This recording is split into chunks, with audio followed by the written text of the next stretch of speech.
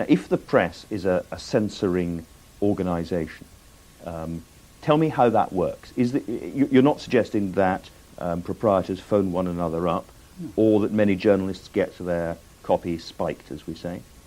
It's actually Orwell, you may recall, has an essay called Literary Censorship in England, which was supposed to be the introduction to Animal Farm, except that it never appeared, in which he points out, look, I'm writing about a totalitarian society, but in free democratic England, it's not all that different.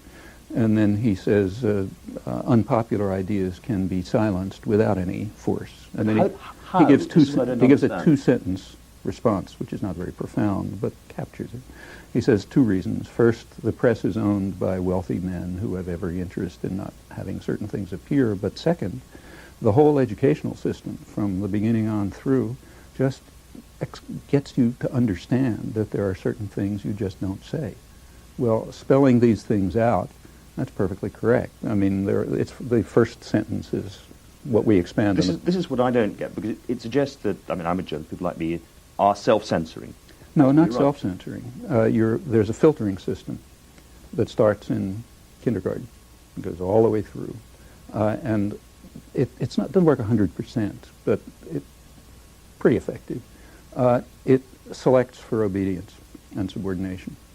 And especially, I think that... So stroppy people won't make it to positions of influence? Behavior problems, or if you read applications to a graduate school, you see that people will tell you he's not, doesn't get along too well with his colleagues. You know how to interpret those things. I'm just interested in this because I was brought up, like a lot of people, probably post-Watergate film and so on, to believe that journalism was a crusading craft and that there were a lot of disputatious, stroppy, difficult people in journalism. And I have to say, I think I know some of them.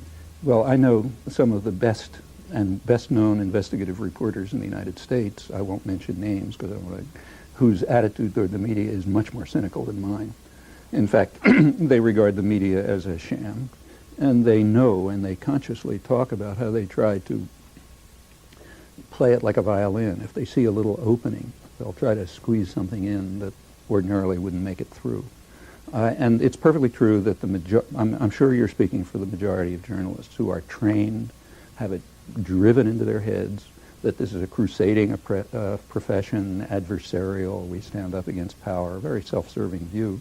On the other hand, in my opinion, I hate to make a value judgment, but the better journalists, and in fact the ones who are often regarded as the best journalists, have quite a different picture, and I think a very realistic one. How can you know that I'm self-censoring? How can you know that you're journalists self-censoring. I'm sure you believe everything you're saying.